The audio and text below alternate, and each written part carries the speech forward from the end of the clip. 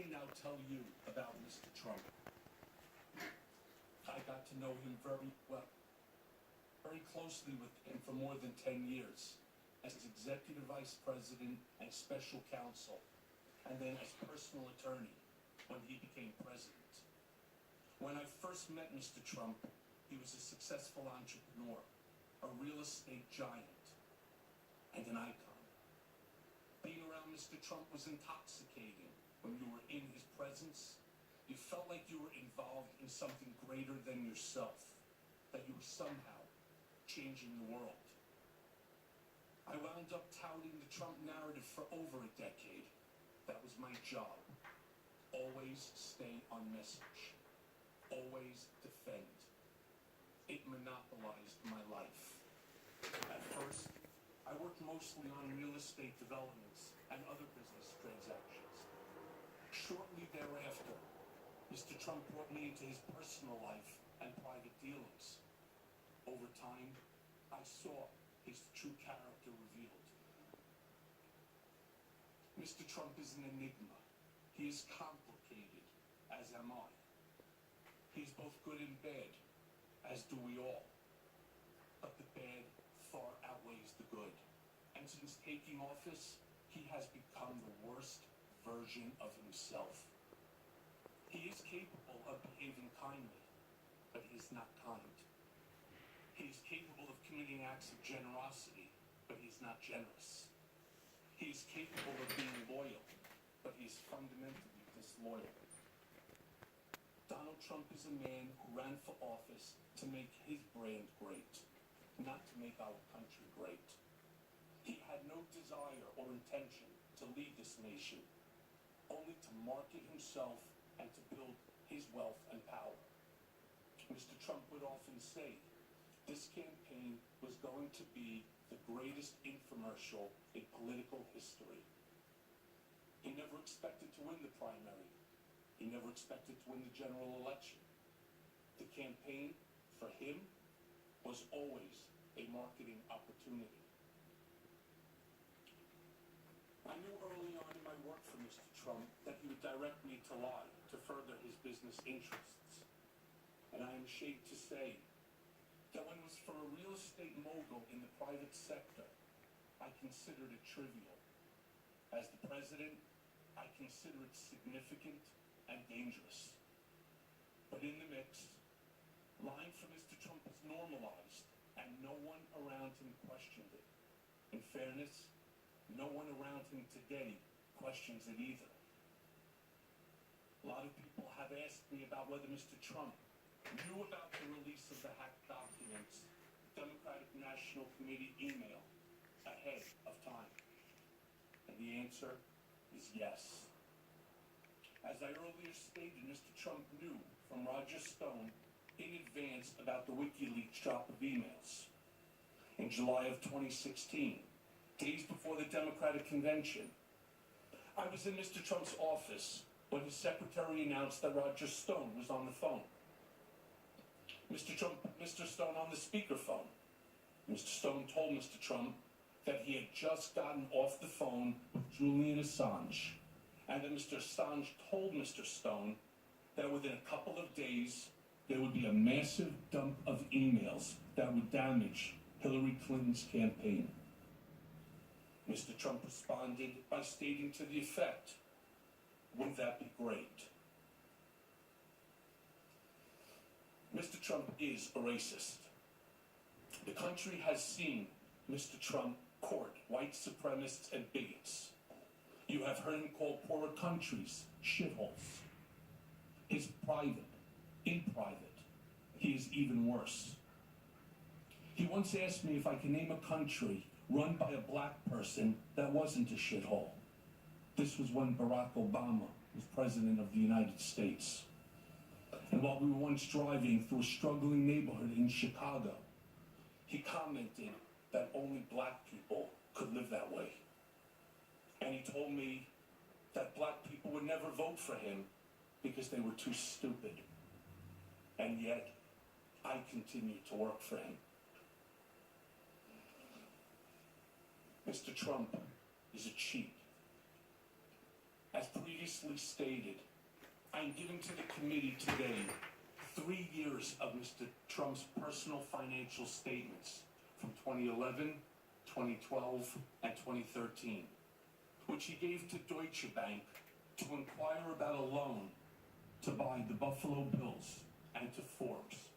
These are exhibits 1A, 1B, and 1C to my testimony. It was my experience that Mr. Trump inflated his total assets when it served his purposes, such as trying to be listed amongst the wealthiest people in Forbes, and deflated his assets to reduce his real estate taxes. I'm sharing with you 2 newspaper articles, side by side, that are examples of Mr. Trump inflating and deflating his assets, as I said, to suit his financial interests. These are exhibit 2 to my testimony. As I noted, I'm giving the committee today an article he wrote on and sent to me that reported on an auction of a portrait of Mr. Trump. This is exhibit 3A to my testimony. Mr. Trump directed me to find a straw bidder to purchase a portrait of him that was being auctioned off at an Art Hamptons event.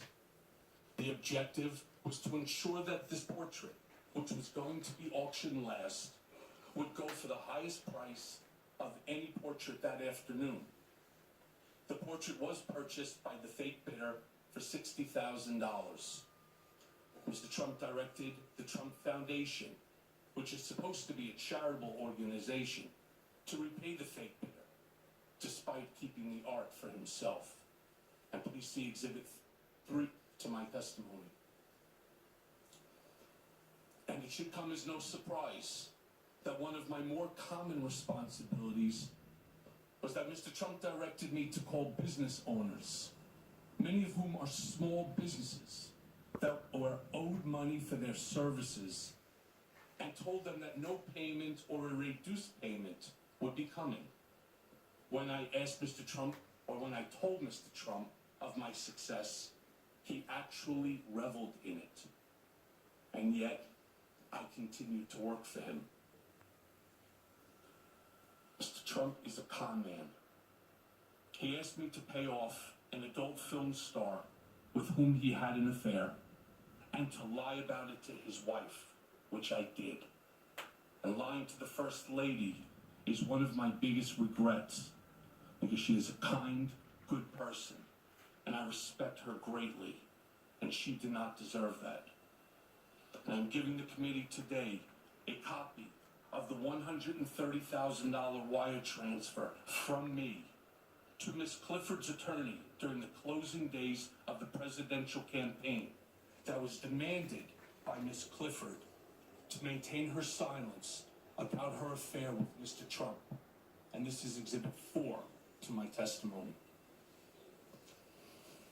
Mr. Trump directed me to use my own personal funds from a home equity line of credit to avoid any money being traced back to him that could negatively impact his campaign. And I did that too, without bothering to consider whether that was improper, much less whether it was the right thing to do or how would it impact me, my family, or the public. And I am going to jail in part because of my decision to help Mr. Trump hide that payment from the American people before they voted a few days later.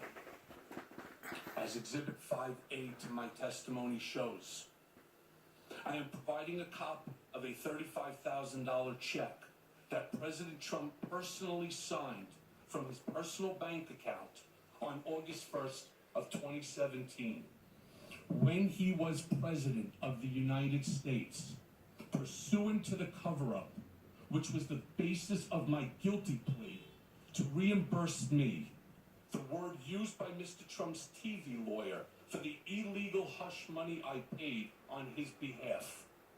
This $35,000 check was one of 11 check installments that was paid throughout the year while he was president. Other checks to reimburse me for the hush money payments were signed by Donald Trump Jr. and Alan Weisselberg. and see for example 5B. The President of the United States thus wrote a personal check for the payment of hush money as part of a criminal scheme to violate campaign finance laws. And you can find the details of that scheme directed by Mr. Trump in the pleadings in the U.S. District Court for the Southern District of New York. So picture this scene.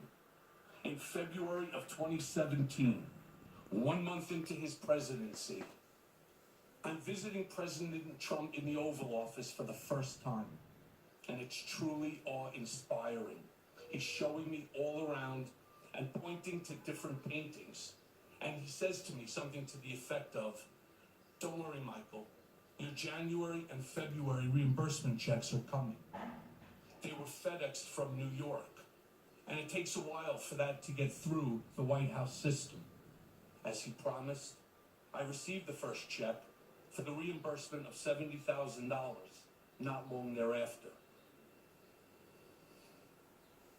When I say con man, I'm talking about a man who declares himself brilliant, but directed me to threaten his high school, his colleges, and the college board to never release his grades or SAT scores.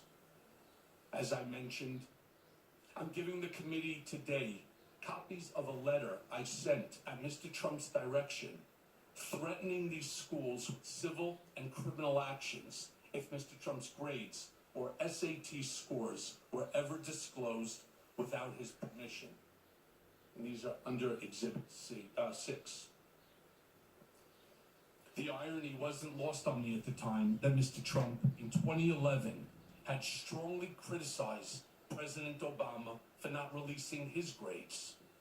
As you can see in Exhibit 7, Mr. Trump declared, "Let him show his records," after calling President Obama a terrible student. The sad fact is that I never heard Mr. Trump say anything in private that led me to believe he loved our nation or wanted to make it better. In fact, when telling me in 2008 or 2009 that he was cutting employees' salaries in half, including mine. He showed me what he claimed was a $10 million IRS tax refund. And he said that he could not believe how stupid the government was for giving someone like him that much money back. During the campaign, Mr. Trump said that he did not consider Vietnam veteran and prisoner of war, Senator John McCain, to be a hero because he likes people who weren't captured. At the same time, Mr. Trump tasked me to handle the negative press surrounding his medical deferment from the Vietnam draft. Mr. Trump claimed it was because of a bone spur, but when I asked for medical records, he gave me none and said that there was no surgery.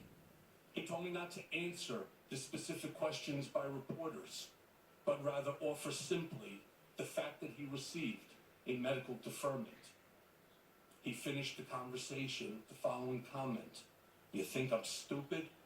I'm not going to Vietnam." And I find it ironic, Mr. President, that you are in Vietnam right now. And yet, I continue to work for him. The questions have been raised about whether I know of direct evidence that Mr. Trump or his campaign colluded with Russia. I do not. And I want to be clear, but I have my suspicions. Sometime in the summer of 2017, I read all over the media that there had been a meeting in Trump Tower in June of 2016 involving Don Jr. and others from the campaign with Russians, including a representative of the Russian government, and an email setting up the meeting with the subject line, "Dirt on Hillary Clinton." And something clicked in my mind. I remember being in a room with Mr. Trump, probably in early June of 2016, when something peculiar happened.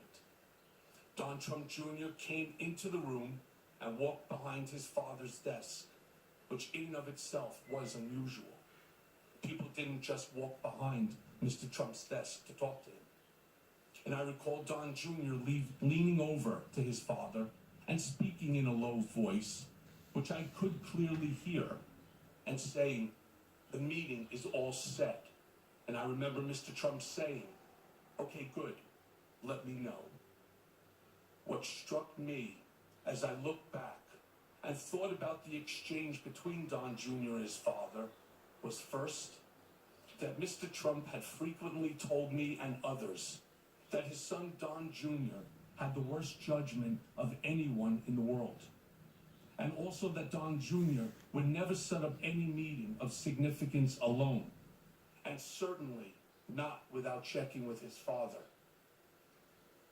I also knew that nothing went on in Trump world, especially the campaign, without Mr. Trump's knowledge and approval.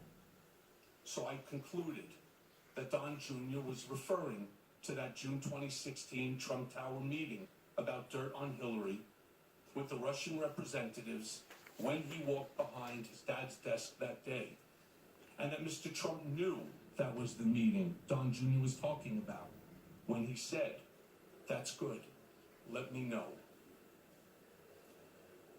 Over the past year or so, I have done some real soul searching, and I see now that my ambition and the intoxication of Trump power had much to do with the bad decisions, in part, that I made.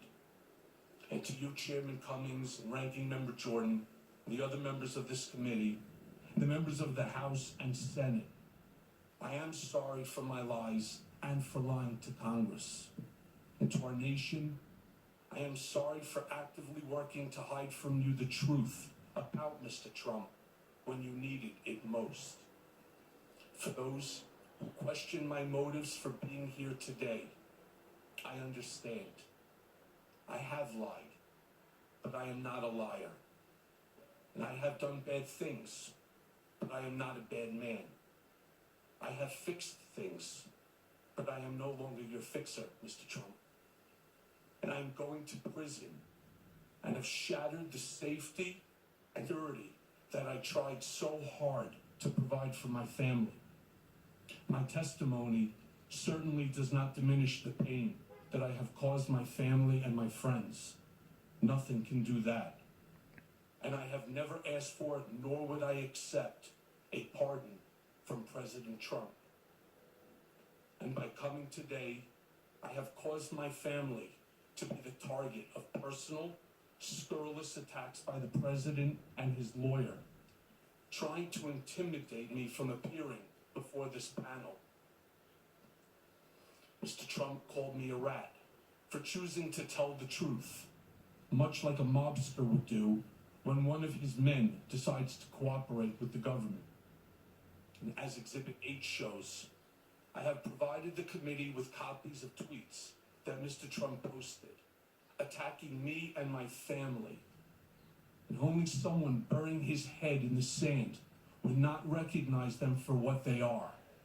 It's encouragement to someone to do harm to me and my family. I never imagined that he would engage in vicious, false attacks on my family and unleash his TV lawyer to do the same. And I hope this committee and all members of Congress on both sides of the aisle make it clear that as a nation, we should not tolerate attempts to intimidate witnesses before Congress, and attacks on family are out of bounds and not acceptable. And I wish to especially thank Speaker Pelosi for her statements, it's Exhibit 9, to protect this institution and me, and the chairman of the House Permanent Select Committee on Intelligence, Adam Schiff, and you, Chairman Cummings, for likewise defending the institution and my family against the attacks by Mr. Trump, and also the many Republicans who have admonished the president as well. I am not a perfect man. I have done things I am not proud of, and I will live with the consequences of my actions for the rest of my life. But today, I get to decide the example that I set for my children and how I attempt to change how history will remember me. I may not be able to change the past, but I can do right by the American people here today. And I thank you for your attention, and I'm happy to answer the committee's questions. Thank you very much, Mr. Cohen. I now recognize myself. Mr. Cohen, before I start, I want to make sure you really understand something. You have admitted lying to Congress, to this very body,